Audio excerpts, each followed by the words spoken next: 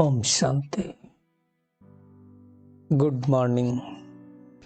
साकार मुरली 11 फरवरी 2022। बाबा का मीठा मीठा पत्र हम मीठे मीठे बच्चों के मीठे मंथन के लिए। मंथन शुरू करने से पहले प्यार के सागर शिव बाबा की प्यार भरी किरणों के नीचे बैठ जाते और अनुभव करते हैं, मैं प्रेम स्वरूप आत्मा हूं, प्रेम के सागर की सच्ची संतान हूं। आज मीठे बाबा ने कहा, मीठे बच्चे, माया की बीमारी से छूटने के लिए, ये भी तो एक बीमारी है। वो बीमारी होती है तन की और ये बीमारी है मन की, आत्मा की बीमारी है। तो बाबा कहते हैं माया की बीमारी से छूटने के लिए ज्ञान और योग का एपिल अर्थात सेब रोज खाते रहो। वो बीमारी होती है तो क्या बोलते हैं, 1 apple a day keeps doctor away. Doctor से दूर रहना है तो 1 एपिल रोज खाइए। इस बीमारी से भी दूर रहना है माया रूपी, तो क्या करो, ज्ञान और योग का 1 एपिल रोज खाओ। ज्ञान का एपिल मतलब मुरली रोज सुनो, और योग का मतलब परमात्मा से बुद्धि योग लगाओ। तो हम माया की बीमारी से छूटे रहेंगे। एटलीस्ट इतना तो होगा कि हम छूट जाएं। अब हमें अपनी चेकिंग करनी है कि क्या मैं आत्मा रोज ज्ञान योग का एपिल खाती हूं। आज का प्रश्न है, कर्मातीत अवस्था में जाने का पुरुषार्थ क्या है। कर्मातीत मतलब कर्म के बंधनों से मुक्त, लास्ट स्टेज की बात है ना, जिसके ऊपर कर्म का कोई प्रभाव न पड़े। बाबा कहते हैं ऐसा अभ्यास करो जो बुद्धि में सिवाय बाप के और कोई की याद न रहे। मेरा तो एक शिव बाबा, दूसरा न कोई। अंतमति सोगति। जब ऐसी अवस्था हो जो बुद्धि में कोई भी याद न रहे, कोई दूसरा याद न आए, तब सदा हर्षित भी रहेंगे और कर्मातीत अवस्था को भी पालेंगे।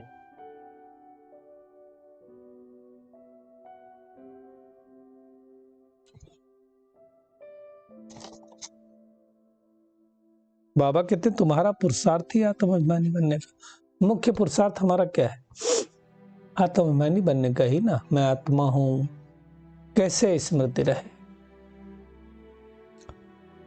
बाबा कहते हैं उसके लिए क्या करो, आत्मा आत्मा को देखे, आत्मा से ही बात करे तो खुशी होती रहेगी। मतलब सामने वाली आत्मा, सामने वाले व्यक्ति से जब हम बात करें तो मन में ये रहे, ये भी आत्मा है, मैं भी आत्मा हूं।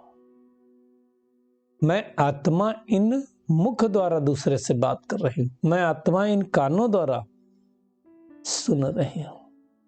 इतना पक्का अभ्यास चाहिए। आज का गीत है, तुम ही हो माता पिता तुम ही हो, तुम ही हो बंधुश्च सखा तुम ही हो। बाबा कहते हैं गायन तो यथार्थ है, गीत का गायन तो यथार्थ है ना। सारी सृष्टि का रचयिता और जिन द्वारा वो रचना करते हैं उनको ही माता पिता कहा जाता है। परमात्मा निराकार शिव बाबा,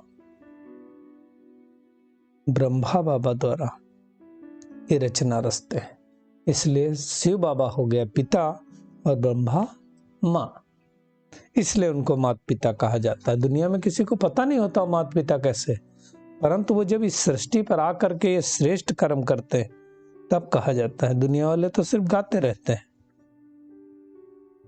रचता एक निराकार परमात्मा को ही कहा जाता है। ये अब हमें समझ में आया ना। बाबा कहते वास्तव में भक्ति भी एक उसकी होनी चाहिए, जिसे माता पिता कहते हैं ना। कि सैकड़ों की आजकल दुनिया में तो सबकी करते रहते हैं, क्योंकि मालूम नहीं ना। बाबा कहते जैसे बच्चा पैदा होता तो माता पिता के वर्षे का अधिकारी बनता है, है ना। तो ऐसे ही हम बच्चों ने ईश्वरीय गोद लिए तो हम भी अधिकारी बन गए। बाबा कहते हैं देखा जाए तो ज्ञान और भक्ति दो चीजें हैं, और दुनिया में कहते भी हैं कि हमको भक्ति का फल दो, और भक्ति का फल क्या होता है? ज्ञान। हमको मालूम भक्ति कब से चालू हुई? द्वापर युग से चालू हुई ना, दुनिया में वो भी नहीं मालूम। तो ज्ञान का समय दिन अर्थात सतयुग त्रेता, भक्ति को रात कहेंगे।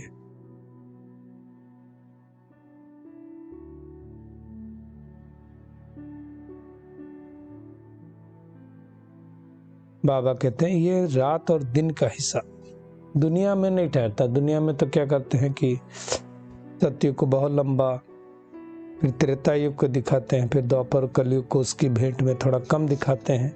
तो उनको तो पता नहीं है ना, भगवान को समझते नहीं है, और सबसे बड़ी बात है उनको सर्वव्यापी कह देते हैं। तो फिर हनुमान, गणेश, वामन अवतार, है ना, जाने क्या क्या अवतार बता दिए। अभी जज करो तो तुमको समझ में आए ना। वास्तव में बाबा की महिमा के लिए एक की महिमा, और क्या कहते हैं? शिवाय नमः। फिर लिखते हैं तो मैं माता से पिता, तो उनका नाम पता होना चाहिए।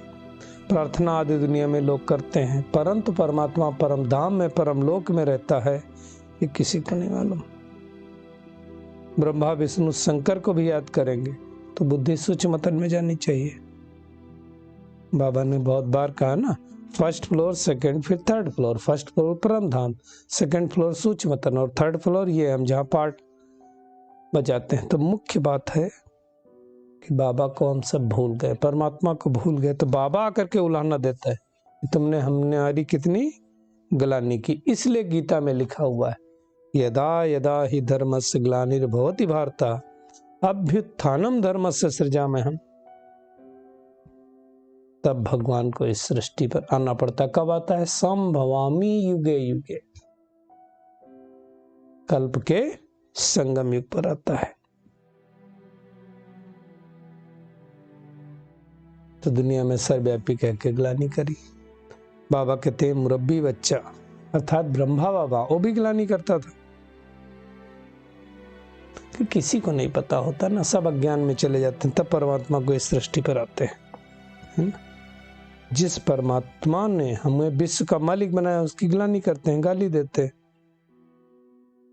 तब ऐसे समय पर परमात्मा इस सृष्टि पर आते हैं और पतित भ्रष्टाचारी को शिष्टाचारी बनाते हैं। तो बाबा कहते पहले हर एक को परमात्मा का परिचय देना है ना। बाबा कहते तुम बच्चों में भी नंबरवार हैं। बाबा विकार के लिए भी कहते कोई सेमी होता है, कोई सतो रजो, मतलब हर चीज में होता है। विकारों में भी सतो रजो तमो होता है। अब देखना चाहिए हमारे अंदर कितने बच्चे। तो सबसे ऊंचा कौन है? परमात्मा। सन्यासी लोग भी परमात्मा को थोड़ी जानते ना, उनके ऑक्यूपेशन को जानते हैं। उनके ऑक्यूपेशन को, उनको तो हम ही बच्चे समझते हैं, क्योंकि वो हमारा बाप है।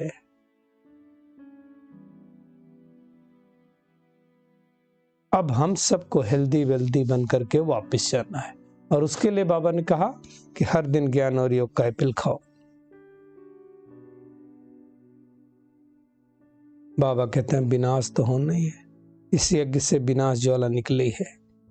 दुनिया वाले कहते हैं शांति कैसे हो, परंतु नर चाहत कुछ और है, हो तो कुछ और है। शांति भी कब होगी? जब विनाश होगा। दुनिया वाले तो अभी स्पेस पे जाने कहाँ मकान लेने की सोच रहे हैं। विनाश होने के सिवाय और कोई उपाय नहीं हो सकता है, और कोई उपाय बचा ही नहीं है, क्योंकि इस सृष्टि में एक एक की नस नस में भ्रष्टाचार व्याप्त हो गया। तो कोई उपाय नहीं। बाबा कहते हैं, बाबा बच्चों से पूछते हैं तुम अपने को सतयुग में चलने के लायक समझते हो? रावण पर विजय पाई है? बाबा कहते हैं विजय पाने के लिए पुरुषार्थ कर रहे हैं करके हाथ तो सभी उठाते हैं, क्योंकि लज्जा आएगी। बाबा कहता है अपनी शक्ल तो देखो, अर्थात अपने को सोचो। हम कितना समय बाबा को याद करते हैं। ऐसी अवस्था होनी चाहिए जो अंत में कोई न याद आए, तब अंतमति सो गति होगी। मतलब हमको क्या करना है, रूह को ज्ञान और योग का इंजेक्शन लगा देना है। बाबा कहते तुम्हारे बगैर तो कोई लगा नहीं सकता ना, किसी को मालूम ही नहीं ज्ञान योग, तो हमें इतनी मेहनत करनी है। अब हमको वापस घर जाना, इस बात की खुशी में रहना है। पुराना चोला छोड़कर नया चोला लेना है।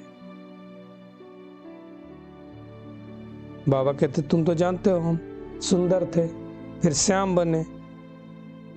सुंदर बनाया बाबा ने और श्याम बनाया मारा रावण ने। कैसे बने? विकारों के अंदर जाने से, विकार रूपी चिता पर बैठने से। बाबा कहते हैं नॉलेज भी स्टूडेंट की बुद्धि में नंबरवार होता है, हर एक को एक जैसा थोड़ी आता है। कोई कोई तो डल हेड होते हैं, कम बुद्धि वाले जिनको कहा जाता है। बाबा कहते देह अभिमान को छोड़ो, आत्माभिमानी रहोगे तो सदा हर्षित रहोगे। और उसके लिए बाबा ने उपाय क्या बताया? हर आत्मा दूसरे को आत्मा रूप में देखे, भाई भाई देखे। जैसे बाबा बच्चों को देख करके खुश होते ना, ऐसे हमें भी किसी को भी देख करके खुश होना है। बाबा कहते हैं बच्चे मैं आया ही हूं तुमको माया से छुड़ा करके वापस ले जाने के लिए। इस तन में, ब्रह्मा बाबा के तन में आके भ्रुकुटी के मध्य शिव बाबा बैठ के बातें सुनाते हैं। ऊपर से थोड़ी सुनाएंगे कि गंगा ऊपर से बहेगी, शिव की सवारी दिखाते ना बैल पे। अब बैल की भ्रुकुटी में शिव का चित्र भी दिखा देते हैं, है ना। अब बैल में तो भगवान नहीं आएगा ना, ये सब समझने की बात। तो वो क्या करते हैं, सतगुरु ब्रह्मा बाबा के तन में आकर के भ्रुकुटी के मध्य बाजू में बैठ जाते हैं, इसलिए उसको ऐसा दिखाया है। गुरु रे ब्रह्मा गुरु रे विष्णु कहते हैं ना लोग, गुरु रे शंकर महादेव, सब ऐसा बोलते हैं, है ना। तो वास्तव में परम सदगुरु तो एक परमात्मा ही है, और वही ब्रह्मा फिर जाकर के विष्णु बनते हैं। तो गुरु परमात्मा के सिवाय और किसी को हम कह ही नहीं सकते, क्योंकि वही हमारी सदगति करते हैं। तो आज सारा दिन क्या करना है हमें? एक तो हर्षित रहने के लिए सबको आत्मा देखना है। मैं आत्मा कानों द्वारा सुन रही हूँ, मैं आत्मा मुख द्वारा बात कर रही हूँ, इसका अभ्यास बार बार करते रहना है। ज्ञान और योग का एप्पल खाते रहना है। रूहानी सोशल वर्कर बनकर हर आत्मा को ज्ञान का इंजेक्शन लगाना है। सबकी रूहानी सेवा करनी है।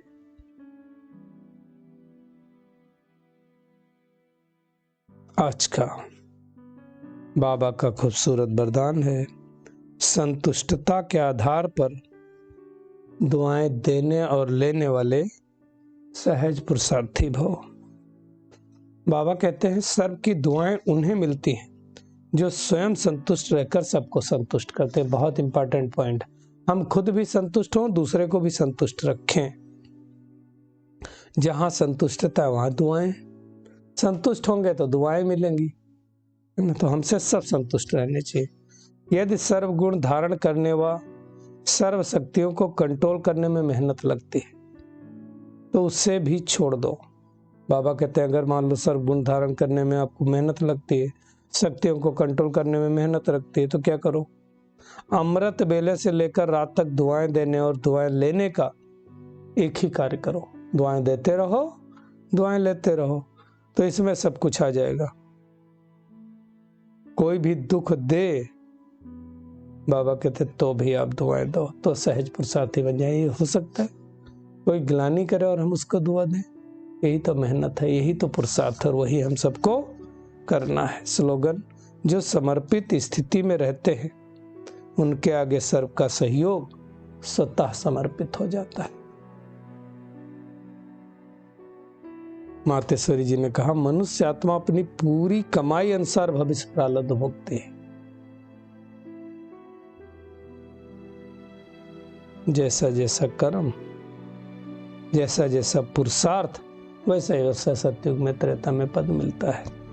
चलिए परमात्मा किरणों के नीचे बैठ जाते हैं और महसूस करते हैं मैं समर्पण बुद्धि आत्मा हूँ।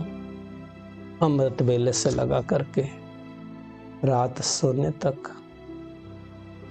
अनेक आत्माओं को दुआएं देने वाली आत्मा बन गई हूं। कोई मेरे साथ कैसा भी व्यवहार करे, अब हमें सारा दिन दुआ ही देना है। आज से पक्का कर ले, जो भी हमारे सम्मुख आएगा वो सुखी रहे, शांत रहे, श्रेष्ठ बने, ऐसी दुआएं देते जाएंगे।